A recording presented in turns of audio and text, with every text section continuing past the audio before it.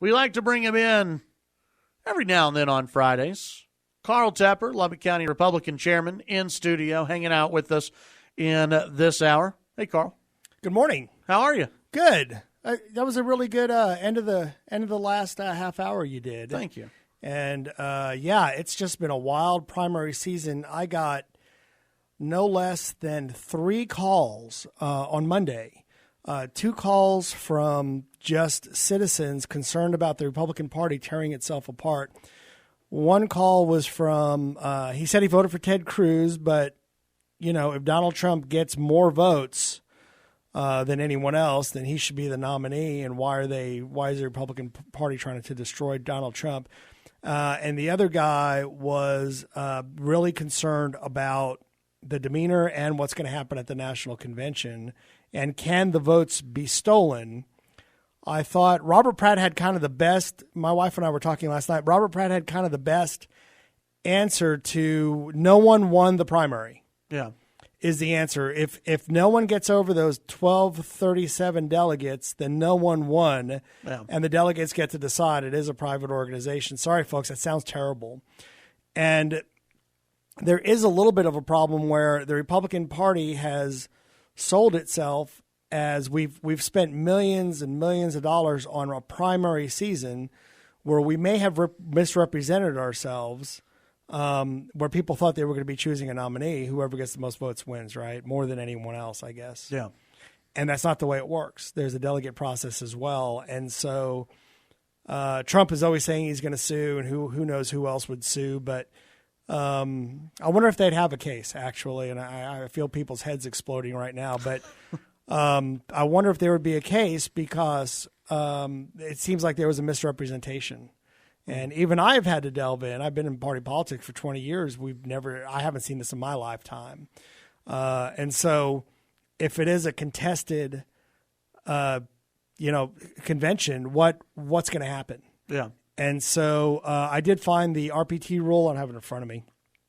That says you folks who want to be national delegates, and I've gotten a few calls for that too, want to be national delegates to the national convention. You want to win at the state convention to become a national delegate. You are bound the first 2 votes. The Texas delegation is bound depending on what the state voted. So really, the delegation chairman just announces what the totals are. It seems to me from the rules he does have to poll any candidate who got delegates who dropped out. So Marco Rubio has dropped out. I think he got a handful of delegates from Dallas. Mm-hmm. So he would have to poll them and parse them as they vote their different ways. And by the way, if you're not a Cruz supporter in Texas and you went with Rubio, there's a good chance those votes will be split between Trump and they've got a beef against Cruz or something. So who knows? Yeah. So in Texas, those delegates are defined and they're just announced. In the other states, it doesn't work out that way. I like the Texas way, by the way. I think that's more honest. And so in Texas, you're bound for the first 2 ballots. Yeah, unless like on the second ballot, one of the candidates doesn't get at least 20% of that first ballot, then the Rubio votes, I guess drop or something, or have to be committed to someone else or free to go for someone else. So if it was a closer deal, they would get split in different ways. And what's interesting is that, and this story came out this week, that Rubio has been sending letters, making phone calls, working behind the scenes. He suspended his campaign, but he still wants those delegates. Well, man, he doesn't want them to go to Trump. He probably doesn't care if they go to Cruz. But he doesn't want them to go to Trump. And there's some interesting wording in the party rules that the other candidate would have to have canceled. The word's not canceled his campaign, but I guess that's why these guys are suspending their campaigns. Yeah, because they still have some control over their delegates, maybe. And I still have to make some calls to the state party to their legal counsel and see how that works out. Yeah, very interesting. Let's head to the phones. And John out in Snyder, you're on KFYO. Good morning, John. Good morning. Hey, listen, Mark Levin did a very, very good synopsis going all the way back to 1856 when the party was founded. Did you know that we elected Rutherford B. Hayes on the 33rd ballot? Now, they can play with the rules as to who's eligible, who's not eligible, and things like that, like they did with Rand Paul's dad, saying, well, you have to have won at least this many states to be eligible on the ballot. But they cannot change the rules to the point to where it has to be that it can be less than 1237. So we're, this misleading and all this other garbage that's been going on. We didn't mislead anybody. Trump, with the power of his personality, got up on stage there and said, well, yeah, if I have the most but not 1237, I expect to get it. Well, yeah, only if you win it on the second ballot should you expect to get it. I'm tired of hearing all this garbage that's going on. We have elected Rutherford B. Hayes. We elected, Abraham Lincoln was not done on the first ballot when he got the nomination in 1860, and it goes on and on and on all the way up. And caller, was that on Levin's show yesterday? No, it was on about a week ago. I wish I had caught that. That would have been interesting. Well, you can go back to his archives, and I'm sure you can pull it up because he explained about there are like 6 or 7 Republican presidents that were not on the first ballot. Even Eisenhower was not on the first ballot. Yeah. Okay, there's just a ton of them. John, yes, they can play with the rules that say, well, yeah, you have to have won this many delegate states before you can be on the ballot. We've got effectively probably 3 people, 4 maybe, if you go back and pick up Rubio, that have won a state. If they try to say you have to, they're going to have to change the rules to where you've won one state minimum or no states, because right now the Ron Paul rule is still in there. Right. John, thanks for the call. Appreciate it. All right. Take care.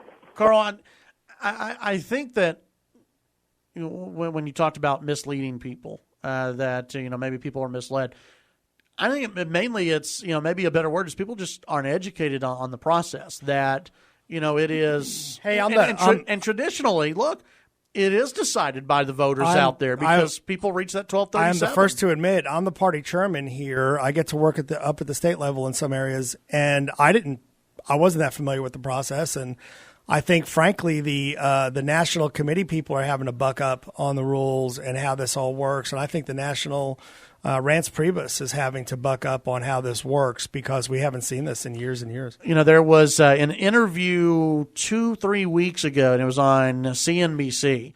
They had a national delegate, a former national delegate, or maybe a current national delegate, longtime delegate, that was on, and I can't remember who it was. But it created a stir because he said, the people think we choose the next president. And he's partially right. Yeah, and people don't like hearing that, but you elect delegates who elect the person who's going to run. Yeah, he was partially right depending on the rules from your state. Yeah, and so it's one of those that if it goes to a contested convention and no one gets 1237, no one's won the primary. That's why you have delegates, and that's why if you really want to be involved in the process, you get involved in the process starting at precinct, county, statewide level. And then that's occasionally this is what you get. You get a contested convention. I will say I'm more than curious to see what happens at the national convention, and if they choose a candidate. I just don't see Donald Trump getting to 1237. I just don't see it. Yeah. He's doing worse than ever in Wisconsin, which really strips his hopes right there. I don't think Ted Cruz gets it either. No. So then what? Paul Ryan's famous for saying, no way, I won't do it. And then next thing you know, he's up there doing it. And will it split the party to such a point, meaning the voters, the grassroots voters of the Republican Party will strip them to just hand it over to Hillary Clinton? Let's see. Let's see. If you're on hold, stay where you are. When we come back, we've got Carl Tepper for the rest of the hour. We'll have Sky Strasner giving us a call at 10:35, and your phone calls throughout the rest of this hour. Chad Hasty Show, KFYO. All right, Chad Hasty Show, News Talk 790 KFYO. Carl Tepper, it's a Friday with Tepper in studio. I like that. Trump Tepper 2016, give America a Tepper tantrum. That's a friend of mine wrote on my Facebook page. Let's go to the phones real quick. And Robin, you're on KFYO. Well, happy April Fool's Day. Yes, and to you as well. I am driving in rain. Which one's the fool, Robin? I'm telling you.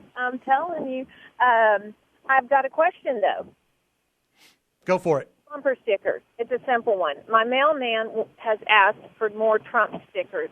Now, I'm a Cruz fan, but I grabbed some Trump stickers at one of the watch parties for my oldest two kids, and I gave one to my mailman, made him happy. JJ's awesome, I'm telling you.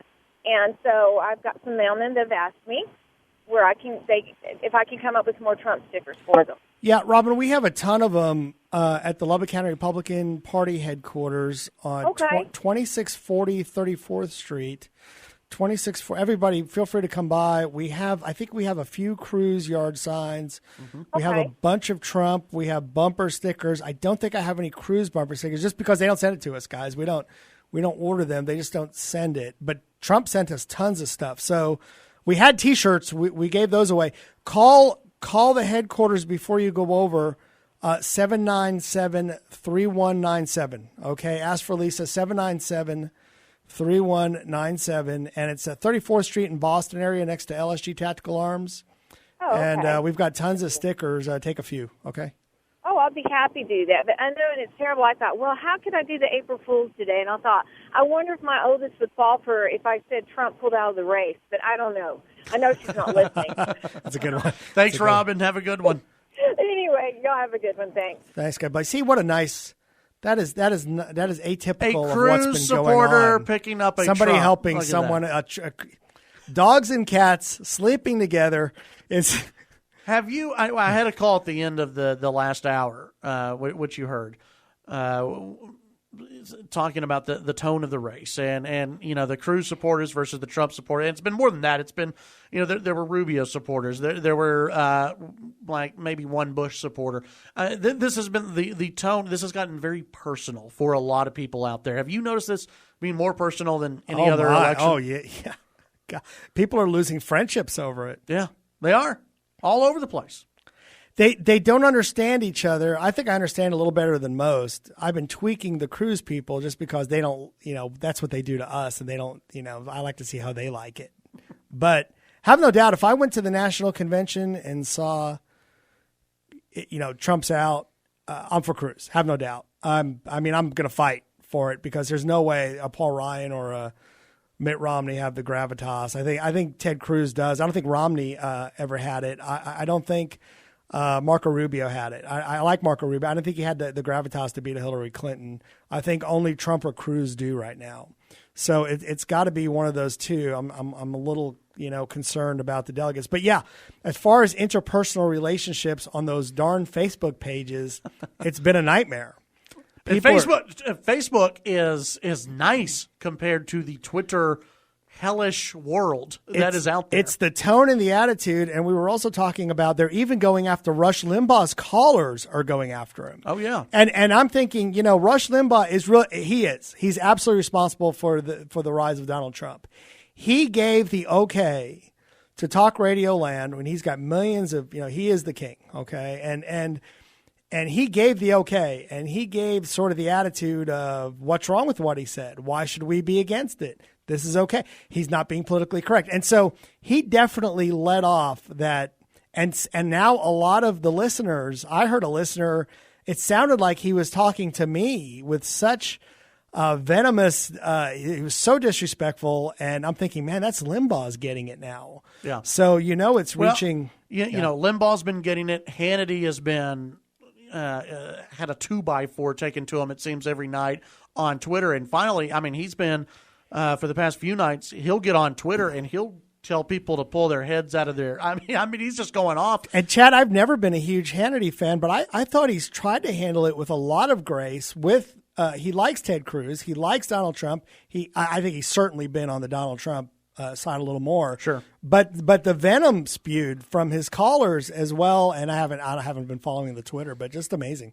Yeah, and you're seeing that there was a New York Times piece out earlier this week that was talking about the war within talk radio, and you have Limbaugh, you have Hannity, who are looked at as the two who gave, like you said, the okay, the pass for Donald Trump. And then you have Levin, who I think Levin for a while was on the Trump bandwagon. Was he? It seemed like it. Boy, he's been tough to for me to listen to. He punched out quickly and went towards Cruz. And then you've got Beck and just the national folks who have just lobbed missiles at each other. And their callers are lobbing missiles at each other, and it's been fascinating to watch. It's almost the talk radio primary. I'm starting to realize that part of the frustration is we want both. We want a Ted Cruz with the Constitution. He likes to say Constitution. Yeah. Someone with that mind of been around, knows how to answer a question about abortion. Okay. But the talk radio superstar, the talk show or the reality show superstardom of a Donald Trump. Yeah. We really do want them mashed together. You want to combine the two. We want them mashed together. We don't want the political correctness, and we want Ted Cruz to drop the political correctness. We want him to say he's going to build a wall, open up trade negotiations again, and have a reality TV show. Or we want Donald Trump to settle down and answer serious questions seriously. And I think people want to know if he's conservative. That's what I keep hearing from people. I can't trust Donald Trump. That, okay, look, we like the non. I mean, and this is what you get from the Trump supporters about Cruz is, well, right. He needs to be less politically correct. I think he is in a way, but he's a politician at the same time, and so that's what people don't trust about Cruz. Lifelong. Oh, sure. Government federal employee. Yeah. So, yeah, it's been a difficult situation for everyone. They want both of them mashed together, and we're not getting that. And the shortcomings of Donald Trump are very strong, and the shortcomings of Ted Cruz, like I said, lifelong federal employee, it's very strong. A lot of us are tired of it. A lot of us in my age, we learned. Look, we're very disappointed with George W. Bush. To the point we didn't realize how angry we were about it. As a matter of fact, I had dinner with a George W. Bush staff, a high-level staffer in Dallas a few weeks ago, and we were literally at tears talking about what happened with that administration. And I'm sorry, everyone. I know it's hurting you, and something's wrong, and you're right. It was terrible. The administration was terrible. And the Congress, you remember he had the Congress at the same time, the House of Representatives, spent like nobody's business. We're trying to fight terrorism, and they're trading off national security for a bridge in their district. It was so disgusting and awful. By the way, all those congressmen are still there. As angry as the voters are, they still returned all their congressmen and most of their state legislators. Yeah. I found that interesting, this election cycle. But so we are so angry with what happened with the George W. Bush administration. We're just not. He was conservative. Remember, he was a consistent conservative as governor of Texas, and ran as a compassionate conservative. And I'm sorry that just it became a terrible job as president. And a lot of people are angry at me for saying that right now on the air as a Republican Party chairman. But he's going to be looked at as probably one of the most failed presidents in American history. The invading Iraq, and I was called in February of 2003.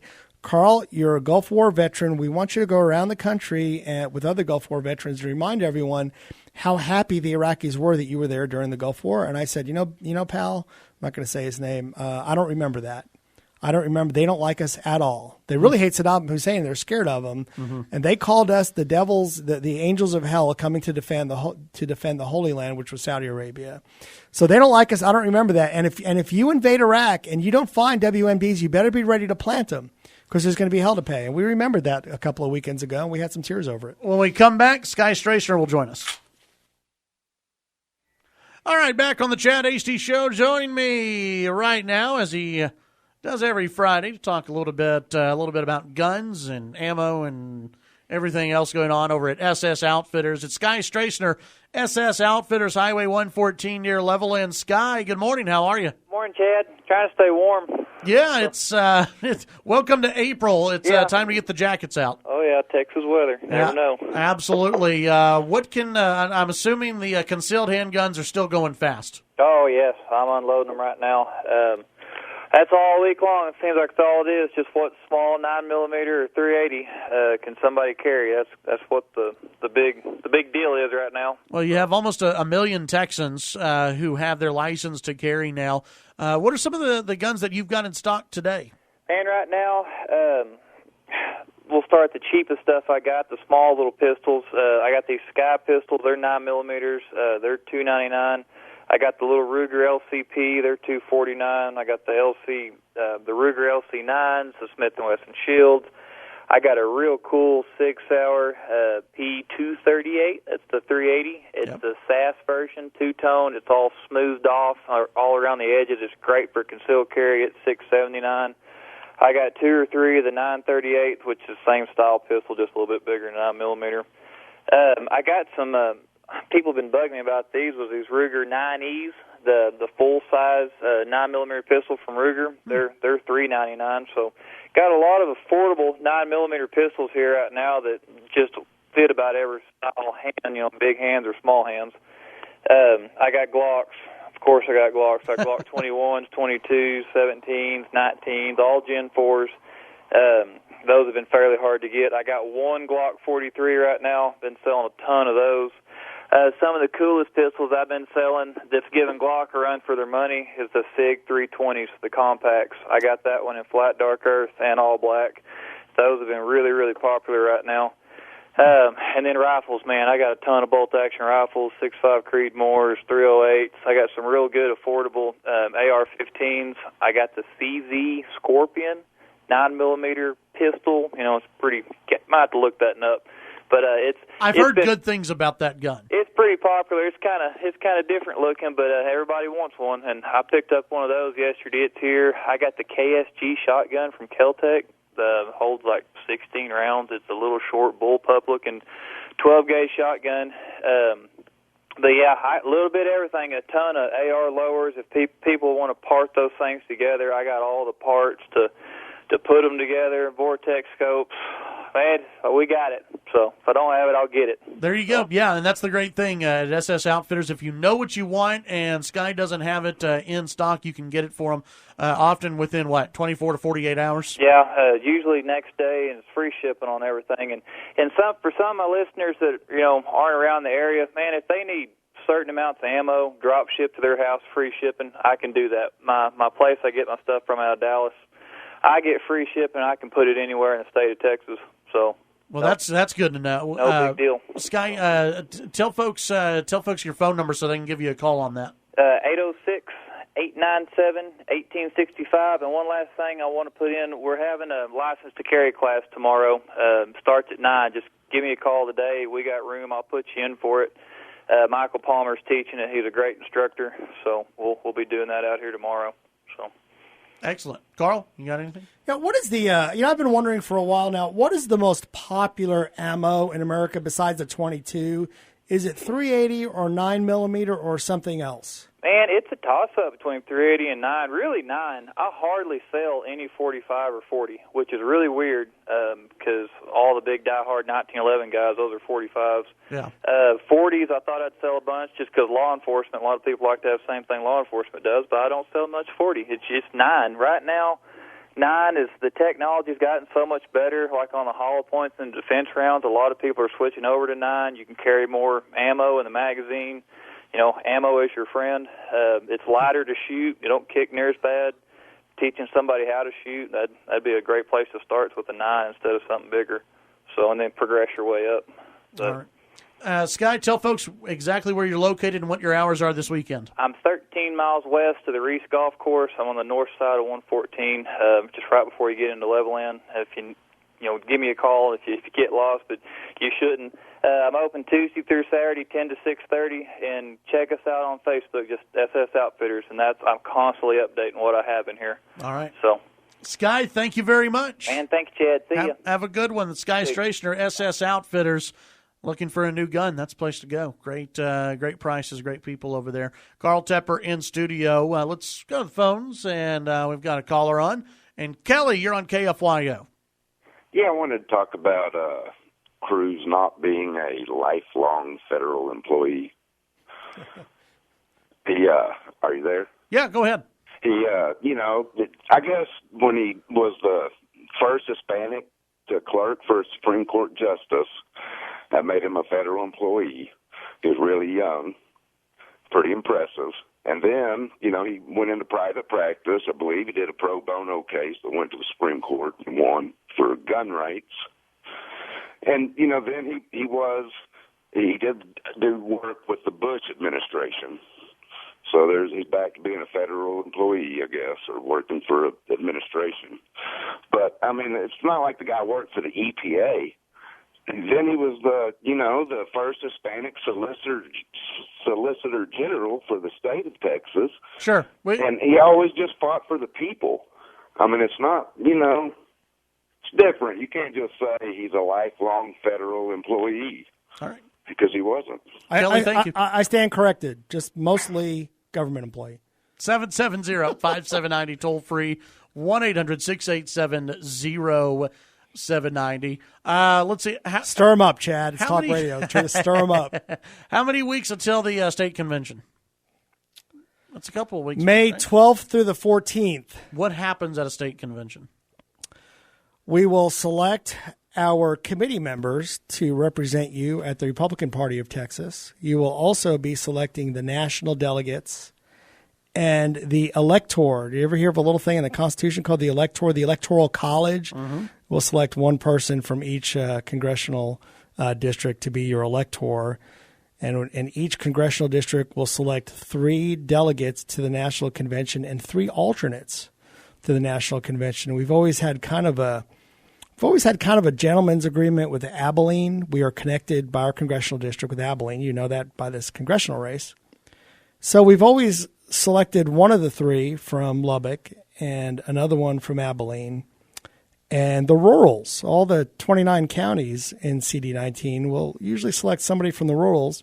There's 3, and then there's another 3 alternates, one from Lubbock, one from Abilene, one from the rurals. I'll be curious to see if that agreement holds. I've talked to the chairman down there, and they love the agreement, and everyone seems happy. But we can't make that happen. The body will vote. So if 3 people from Abilene get elected, then the delegation from Lubbock will be mad, or vice versa. So do you right now have delegates who are going to the state convention? Are they calling people up and going, "You bet, send me to Cleveland"?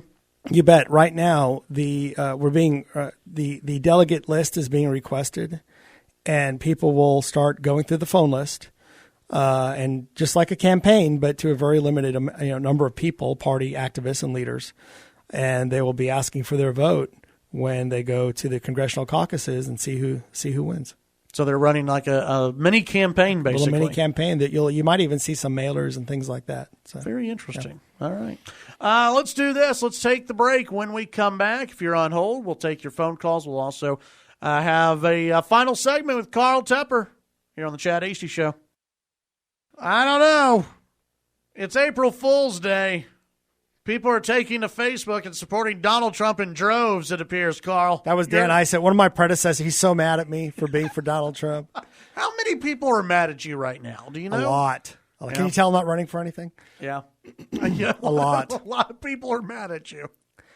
The family conversation, Chad got a text over the break. I don't know who it is. I don't want to know. That people are really mad at me talking about the George Bush administration. I wonder how many people, that would be an interesting poll to see how many of us are that disappointed in the George W. Bush administration, or are still holding on to, Carl, there were WMDs. They took them to Syria or something. Well, I think maybe there's a difference between disastrous president and, okay, it was disappointing. It was, I'd say, more towards the disastrous than just disappointing. Plus, the Congress was terrible. The Congress spent like crazy. It wasn't him. The funny thing is, George W. Bush was in a position where he had to make a lot of compromises to get his national security issues through. And so the Congress just ate it up with pork barrel spending. Yeah. And it was disgusting. It was a Republican Congress, most of it, except for the Senate at that point. But it was terrible. Well, look, if you want to, and I've said this for months now, the reason why Donald Trump is ahead, the reason why Donald Trump is rising, you brought up Limbaugh, you brought up Hannity, but another reason for giving rise is the Mitch McConnells of the Republican Senate, the Republican House. It's John McCain, that have been there forever and backpedaled on everything they promised. We had such a troubling time with the Bush administration. By the way, at that point, the economy was imploding. Who did we select? I mean, you had this young, vivacious, black guy, the first possibly black president in America, John McCain. It was terrible choice. And then 4 years later, Mitt Romney, which was barely a younger, better-looking version of John McCain. It's just been awful. Why do I feel better about this year? Maybe because people are burned out on Barack Obama, hopefully. And despite me teasing everyone about the Ted Cruz issues, have no doubt I'd be thrilled with a Ted Cruz presidency, and I'm absolutely thrilled with the Donald Trump presidency. I think those core issues Trump is purporting. Hopefully he gets some experts to start doing things. Hopefully he starts studying a little bit. I'm annoyed too, everyone, and I cringe as well. But I would be happy with either of those. I think it's a win-win, and I think Ted Cruz maybe has enough gravitas to push him over Hillary Clinton, and I know Donald Trump does. So I think we're looking at a win if we can keep it together somehow. Let's go to the phones real quick. And, John, you're on KFYO. What do you got for us, John? Well, I'm going to change the subject. What about this campaign for the 19th District Congress seat? Which one of those do you favor, or are you going to say?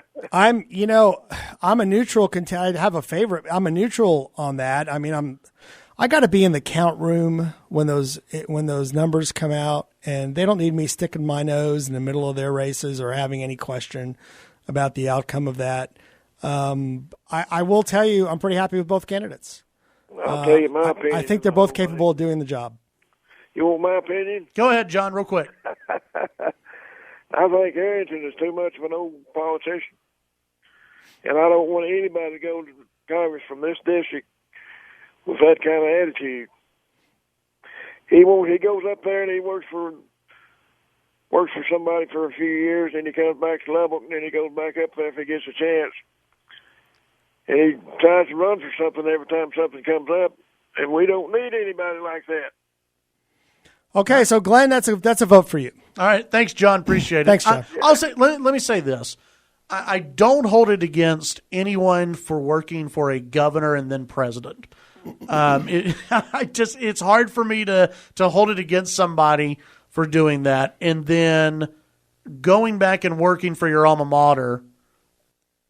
I will tell you, I made a conscious decision because I could have gone and worked for a congressman after college.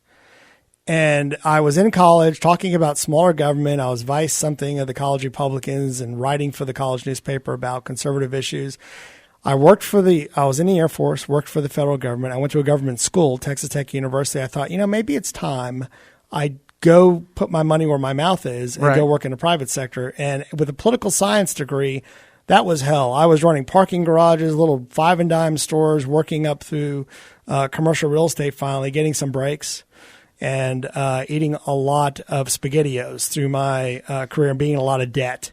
So I will tell you, I made a conscious decision not to work for the government, and I continue to. I will not be paid, unless I'm elected, I will not be paid for my political work. I've never been paid. I've been reimbursed, I will admit that, but I will not be paid. And so I made a conscious decision not to work for governors and presidents. So if Donald Trump wanted to hire you in the next administration, you'd say no? No, I'm not saying that at all. I'm going to drop that little theory. If I don't see that happening, by the way. Listen, everyone, that's not going to happen, okay? So don't start the rumors. Don't start rumors. Carl, you've been supporting me since day one. I really appreciate it. Why don't you come join the team? The only thing I would do, policy, let's go. I would like to go to the VA to shut it down. And people are shocked. I would like to put all the veterans on an HMO and get rid of this crazy system that we have. That's the one thing. If a president said, you want to go do that, go do it. And I would go work with Congress. I think there's a few hospitals that specialize in certain issues that private hospitals aren't going to work on, but burn units and things like that. But I would absolutely look to straighten out this incredibly ridiculous VA system. All those people need to go to the private sector and get these guys an HMO card, have a little copay depending on the extent of their disability, and move on. Carl, tell folks where the headquarters is if they want to pick up signs, all that kind of stuff. Go to 34th Street in Boston area, 2640. It's actually 2642. That might not come up on Google. 2640 34th Street, call Lisa, 797-3197. And we've got some Trump stuff. We do have some Cruz yard signs. If you just want to show your pride, we've got some Trump yard signs, and we've got different things for different people. Yeah, and we have 19 signs. And we have, we have the Jody Arrington and the Glenn Robertson signs as well. So stop on by. We'd like to see everybody. Give me a hard time. It's okay. You can be mad at me. Call. Be nice. I'm going to be organizing a protest. Be nice. Be nice. You can call me and you can complain, but just be nice about it. Yeah, no Tepper, no peace. Okay. We'll start that.